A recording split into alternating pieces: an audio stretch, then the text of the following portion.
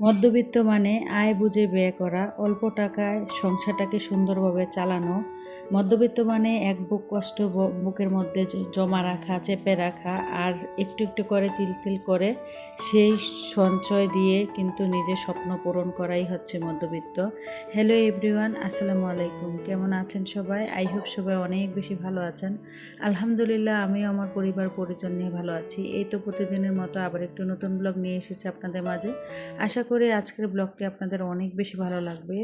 তো আজকের ব্লগটি আমি সকালের নাস্তা থেকে শুরু করেছি। এখানে সকালের নাস্তায় আজকে আর কি রুটি বানিয়ে নিচ্ছিলাম। তো আর প্রতিনিয়ত দেখা যায় যে এক এক দিন এক এক রকমের নাস্তাটাই বেশিরভাগ বানানো হয়। কোনো দিন নুডলস, কোনো দিন ব্রেড টোস্ট, বা দেখা যায় যে আবার অনেক সময় দেখা যায় যে রুটি। তবে আমার কাছে সবচেয়ে বেশি ভালো লাগে রুটি আর কি। তো আজকে রুটি বেজে নিয়েছি, আর এখানে একটা ডিম পোস্ট করে নিচ্ছি, আর এক কাপ চা করে নিব। এগুলো দিয়ে আর কি খুব সিম্পলভাবে সকালে নাস্তাটা করে নেব। কারণ আমার কাছে কেন জানি আমি ভাজি সবজি দিয়ে খেতে পারি, তবে ভাজি টাইপের শুকনো মানে শুকনো কোনো কিছু দিয়ে আসলে রুটি খেতে আমার অনেক বেশি কষ্ট হয়ে যায়। যার কারণে আমি কিন্তু দেখা যায় যে প্রতিনিয়ত চা দিয়ে আর কি রুটিটা খেতে অনেক বেশি পছন্দ করি। তো যাই হোক, এখানে সকালের নাস্তায় ডিম ভেজে নিয়েছি, আর এখন এক কাপ চা করে নেব। তারপরে এগুলো দিয়েই কিন্তু আজকে সকালের নাস্তাটা খেয়ে নেব। তো আজকের ভিডিও টাইটেল আর থাম্বনেল দেখে হয়তো বুঝতে পেরেছেন, মধ্যবিত্ত পরিবারে এই 12টি অভ্যাস বাদ দিলেই জমাতে পারবেন হাজার হাজার টাকা। বা 12টি সেই অভ্যাসগুলো কি কি সেগুলোই আর কি আজকের ভিডিওতে শেয়ার করব। আশা করি ভিডিওটি আপনাদের অনেক বেশি ভালো লাগবে বা উপকারে আসবে। তো সবার কাছে হার্ডলি রিকোয়েস্ট রইল, ভিডিওর এই পর্যায়ে যে সকল প্রিয় আপু এবং ভাইয়ারা রয়েছেন অবশ্যই ভিডিওটিতে একটি লাইক দিয়ে অবশ্যই কন্টিনিউ করবেন। আর যারা অলরেডি এই কাজটি করে দিয়েছেন তাদেরকে জানাই অসংখ্য ধন্যবাদ, এবং আমার অন্তরস্থল থেকে অনেক অনেক দোয়া আর ভালোবাসা। আর আজকে যারা আমার চ্যানেলে নতুন জয়েন হয়েছেন, ভিডিওতে বলা কোনো কথা বা কাজ আপনাদের বাস্তব জীবনে যদি কোনো কাজও লাগে বা উপকারে আসে, অবশ্যই চ্যানেলটি সাবস্ক্রাইব করে এরকম আরও নতুন নতুন ভিডিও পেতে অবশ্যই পাশে থেকে যাবেন। পাশে থাকা বেল বাটনের অল অপশনটি প্রেস করে দেবেন, যাতে করে আমি কোনো নতুন ভিডিও ছাড়ার সাথে সাথে আপনাদের কাছে নোটিফিকেশন চলে যায়, আপনারা আপনাদের সময় সুযোগ করে দেখে নিতে পারেন। তো যাই হোক, সকালে নাস্তা খেয়ে নিয়েছি। তো এখানে আর কি নানুর বাড়ি থেকে কিছুটা শাপলা ফুল এনেছিলাম, তার আপনাদের মাঝে শেয়ার করা হয়নি। এই ফুলগুলো ভিডিও করে রেখেছিলাম আর কি। তো এখানে শাপলা ফুলগুলো মানে আমার এত বেশি পছন্দের, তো ভাবলাম এখানে আর কি মানে রেখে দিই পানির মধ্যে রাখলে হয়তো কয়েকদিন ভালো থাকবে আর কি। যার কারণে আমি একটা গ্লাসের মধ্যে পানি নিয়েছি, তার মধ্যে আর কি রেখে দিয়েছি। এতদিন সবাই হয়তো দেখেছেন প্লাস্টিকের ফুল দিয়ে ঘর সাজায়, কিন্তু আজকে কিন্তু রিয়েল ফুল দিলাম, আর আমার কাছে তো অনেক বেশি ভালো লাগছিল এই ফুলগুলো। তো যাই হোক, চলে আসি ভিডিওর মূল টপিকে। আসলে আমরা যারা মধ্যবিত্ত ফ্যামিলিতে বসবাস করি তারা কিন্তু প্রথম যে অভ্যাসগুলো মেনে চলতে হবে, অবশ্যই মানে ঋণ করা যাবে না। একটু হিসেব করে বুদ্ধি করে সংসারটা চালালে কিন্তু দেখা যায় যে আমাদের আর ঋণ হয় না। আমরা যদি ঋণ করে থাকি, আমাদের মাথার উপরে যদি ঋণের বোঝা থাকে, তাহলে কিন্তু কখনোই আমরা টাকা পয়সা সঞ্চয় করতে পারবো না। তার কারণে প্রথম এই অভ্যাসটি আমাদেরকে মেনে চলতে হবে। অবশ্যই ঋণ করা যাবে না। ঋণের হাত থেকে নিজেদেরকে বিরত রাখতে হবে। নিজের যতটুকু ইনকাম, সেই ইনকাম দিয়ে একটু হিসেব করে বুদ্ধি করে সংসারটাকে একটু কষ্ট হলেও চালিয়ে নিতে হবে। যদি আপনি ঋণ করেন তাহলে কিন্তু কোনো দিনে আপনি কিন্তু দেখা গিয়েছে টাকা পয়সা সঞ্চয় করতে পারবেন না। তার কারণে কি করতে হবে, আপনাকে প্রথমতেই কিন্তু ঋণের বোঝা আগে মাথা থেকে দূর করতে হবে, ঋণ পরিশোধ করতে হবে, তারপরে কিন্তু টাকা পয়সা সঞ্চয় করতে হবে। তো দ্বিতীয় নম্বর যেই অভ্যাসটি, সেটা হচ্ছে প্রয়োজন আর চাহিদার পার্থক্য বোঝা। যেটা ছাড়া আপনি চলতে পারবেন না, যে জিনিসটা ছাড়া আপনার সংসার একদম মানে অচল হয়ে যায়, যেই জিনিসটা আজকে না থাকলেই দেখা গিয়েছে আপনার সংসারে অনেক বেশি অসুবিধা হয়ে যাবে, আপনি সবসময় চেষ্টা করবেন ওই জিনিসটাই আর কি কেনাকাটা করার। আর আপনার কাছে কোনো কিছু ভালো লাগলো বলেই যে আপনি কোনো কিছু কিনে ফেললেন, সেটাই কিন্তু হচ্ছে আপনার মনের আবেগ দিয়ে কখনো কিন্তু জীবন চলে না। কারণ জীবন চলা অনেক বেশি কষ্টের। তার জন্য সবসময় আপনাকে চেষ্টা করতে হবে আপনার চাহিদা আর প্রয়োজনের পার্থক্য বোঝা। 3 নাম্বার যে উপায়টা, সেটা হচ্ছে প্রতিদিনের খরচের ছোট থেকে বড় সব খরচের হিসেব রাখা। প্রতিদিন কোথায় কোন খাতে আপনি কত টাকা খরচ করছেন, কোথায় যাচ্ছেন, কি করছেন না করছেন, সব কিছুর একটা নোটপ্যাড তৈরি করা। অবশ্যই কি ডায়েরিতে বা খাতায় বা দেখা গিয়েছে মোবাইলের মধ্যে, সবসময় চাইলেই কিন্তু আমরা এগুলা নোট করে রাখতে পারি। একটা সময় দেখবেন ছোট ছোট খরচ থেকেই কিন্তু বড় খরচের উৎপত্তি হয়, আর বড় খরচ কিন্তু সংসারের অনেকটা খরচে বাড়িয়ে দেয়। যার কারণে অবশ্যই ছোট ছোট খরচের হিসেব রাখলেই কিন্তু বুঝতে পারবেন।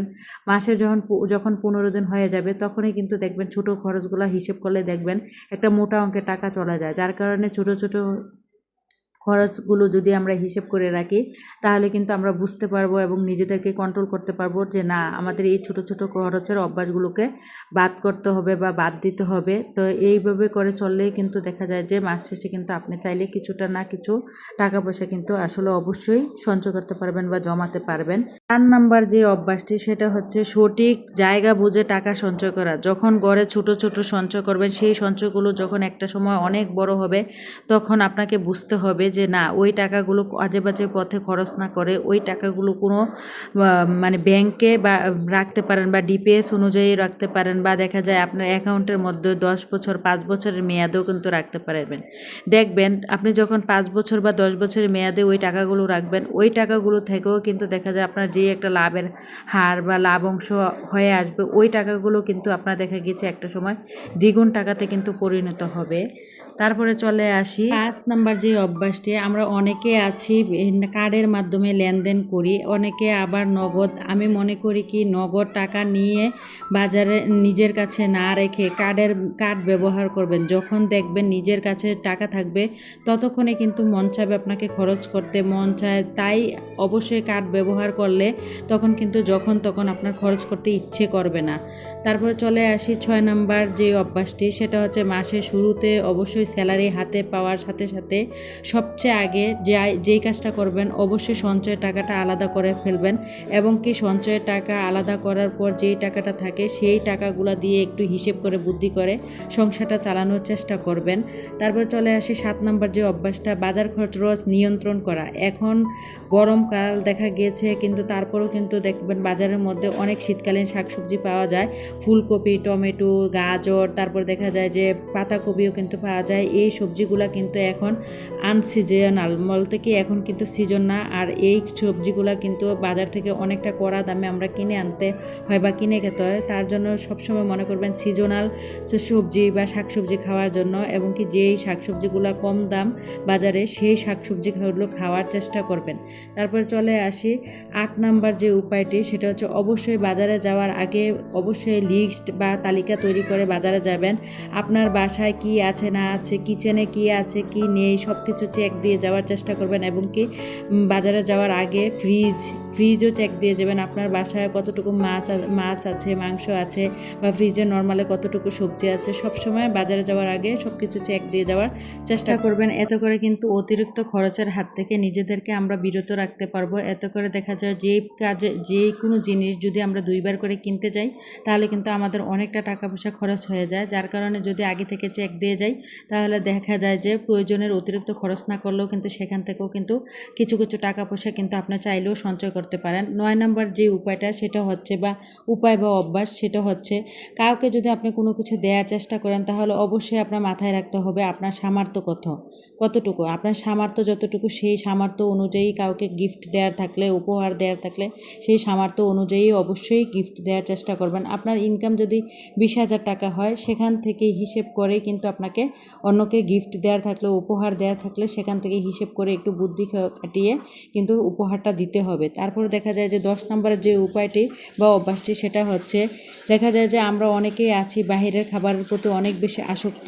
দেখা যায় অনেক গৃহিণীরা মানে অলসতা করার কারণে কিন্তু সকালবেলা ঘুম থেকে উঠতে অনেকটাই দেরি করি। এতে করে কিন্তু দেখা যায় অনেকের হাজব্যান্ড বাহির থেকে দেখবেন সকালে নাস্তাটা কিনে আনে। আমি মনে করি কি আসলে অলসতা না করে একটু নিজে যদি কষ্ট করে পরিশ্রম করে যদি দেখা যায় যে একটু বাসার মধ্যে খাবারটা বা নাস্তাটা একটু বানিয়ে ফেলেন, তা এতে করে কিন্তু দেখা যায় বাহির থেকে কিন্তু আর অতিরিক্ত টাকা খরচ করে কিন্তু দেখা যায় যে সকালে নাস্তাটা আর কিনে আনতে হয় না। সেখান থেকেও কিন্তু চাইলে আপনি যেই টাকাটা দিয়ে সকালে নাস্তা কিনে আনতেন ওই টাকাটা চাইলে কিন্তু আপনারা সঞ্চয় করতে পারেন। আসলে শুধুমাত্র একটু বুদ্ধি, টেকনিক আর নিজের একটু পরিশ্রম দিয়ে যদি সংসার খরচ থেকে আমরা গৃহিণীরা একটু একটু করে টাকা পয়সা জমাতে পারি তাহলে মন্দ কোথায় বলেন তো? আজকের দিনে বর্তমান সময়ে টাকা পয়সা ছাড়া কোনো কিছুই হয় না। টাকা পয়সা এমন একটা জিনিস, টাকা পয়সা হচ্ছে বিপদের বন্ধু। আজকে বিপদে পড়ে দেখবেন কাছের আপন মানুষের চেয়েও কিন্তু টাকা পয়সার প্রয়োজনটা অনেক বেশি। তার জন্য আপনাকে একটু হিসেব করে, বুদ্ধি করে, টেকনিক খাটিয়ে কিন্তু আপনার সংসারটাকে চালিয়ে একটু একটু করে টাকা পয়সা সঞ্চয় করতে হবে। প্রবাদ বচন একটা কথা আছে, পাখির উড়তে লাগে ডানা আর মানুষ উড়তে লাগে টাকা। আসলে টাকা পয়সা ছাড়া এই পৃথিবীতে সব কিছুই মূল্যহীন। যার কারণে আমরা যদি একটু হিসেব করে, বুদ্ধি করে, সংসার খরচটা বাঁচিয়ে যদি একটু একটু করে টাকা পয়সা ভবিষ্যতের জন্য সঞ্চয় করে রাখি, দেখবেন বিপদের সময় ওই টাকাগুলোই কিন্তু আমাদের সবচেয়ে আগে কাছের বন্ধু হয়ে দাঁড়াবে। তারপরে চলে আসে আর কি 11 নম্বর যেই অভ্যাসটি, অযথা কারণে বিনা কারণে বাসার মধ্যে লাইট, ফ্যান, বিদ্যুৎ, গ্যাস এগুলা অবশ্যই মানে চালিয়ে রাখবেন না। রান্নার পরে পরে সবসময় চেষ্টা করবেন গ্যাসের অপচয় না করার জন্য, গ্যাস বন্ধ করে রাখার জন্য। অযথা কারণে ঘরের মধ্যে এসি, লাইট, ফ্যান জ্বালিয়ে রাখবেন না। যখন শুধু যতটুকু প্রয়োজন অতটুকুই ব্যবহার করার চেষ্টা করবেন। অতিরিক্ত কোনো কিছুই কিন্তু আমাদের শরীরের জন্য বা আমাদের জীবনের জন্য আসলেই ভালো না। অতিরিক্ত সব কিছুই আমাদের জীবন থেকে পরিহার করতে হবে। যখন থেকে দেখবেন জীবন থেকে অতিরিক্ত সব কিছু আপনি পরিহার করতে পারবেন, তখন দেখবেন আপনার জীবনটা অনেক বেশি সুন্দর হয়ে যাবে। তো যাই হোক, একটু ভিডিও রিলেটেড কথা বলি। আপনাদের সাথে কথা বলতে বলতে কিন্তু সংসারের অনেক কাজ গুছিয়ে নিয়েছি। আর বাইরে কিন্তু প্রচুর পরিমাণে গরম পড়েছিল, যার কারণে কিন্তু নিজের কাছে অনেক বেশি খারাপ লাগছিল। ভাবলাম একটু লেবু দিয়ে শরবত করে নেই। তো এখানে আমি আর আমার মেয়ে আর কি লেবু শরবতটা বানিয়ে নিয়েছি। তো আমার মেয়েও কিন্তু একটু চামচ দিয়ে নাড়াচাড়া করেছে। তো এখন মেয়েকেও দিয়ে দিয়েছি আর আমিও খেয়ে নিয়েছি। দেখবেন বাহিরে যেই পরিমাণে মানে রৌদ্র উঠেছে, মানুষ যেই পরিমাণে মানুষের শরীর থেকে ঘাম ঝরে, এই ঘাম ঝরার কারণে কিন্তু মানুষের শরীর দুর্বল হয়ে যায়। যার কারণে সবসময় চেষ্টা করবেন বাসার মধ্যে লেবু রাখার জন্য, আর লেবু শরবতটা খাওয়ার চেষ্টা করবেন। এতে করে কিন্তু শরীর ও মন সব কিছুই কিন্তু একদম ভালো থাকে।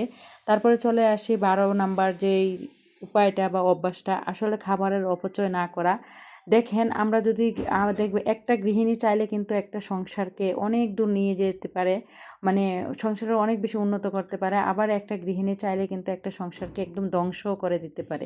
কিভাবে বলি, দেখেন একটু যদি হিসেব আর বুদ্ধি করে যদি আমরা চলি, আমরা যদি দেখা যায় যে একটু যদি হিসেব করে বুদ্ধি করে অল্প টাকা দিয়ে বা অল্প খরচ দিয়ে বা অল্প বাজার দিয়ে সংসারটাকে চালাই, অতিরিক্ত তরকারি না রান্না বান্না করে, তখন যতটুকু প্রয়োজন অতটুকুই যদি রান্না করেন, তাহলে দেখবেন খাবার অপচয় হবে না। শুধু শুধু বেশি অতিরিক্ত রান্না বান্না করে যদি সেই খাবারগুলো যদি ফেলে দিতে হয়, তাহলে দেখেন সেই তরকারিটা রান্না করতে গেলে আপনার কতটুকু মশলা গিয়েছে, গ্যাস খরচ গিয়েছে, দেখা গিয়েছে তেল খরচ হয়েছে। সব দিক খেয়াল রেখে যদি যতটুকু প্রয়োজন অতটুকুই রান্না করেন, দেখবেন সংসারটা কিন্তু খুব অনায়াসে সুন্দরভাবে চালিয়েও কিন্তু টাকা পয়সা আমরা সঞ্চয় করতে পারি। দেখেন আজকে কিন্তু আমি চাইলে এখানে 2টা তরকারি রান্না করতে পারতাম, কিন্তু আমার সংসারের উন্নতির কথা চিন্তা করে আমি আজকে শুধুমাত্র জালি কুমড়ো দিয়ে আর মাছ দিয়ে রান্না করেছি। আর এই তরকারিটা দিয়ে কিন্তু অনায়াসে আমাদের আজকের খাবারটা হয়ে যাবে। তো যাই হোক, ভিডিওটা এই পর্যন্তই। সবাই ভালো থাকবেন। খোদা হাফেজ। আসসালামু আলাইকুম।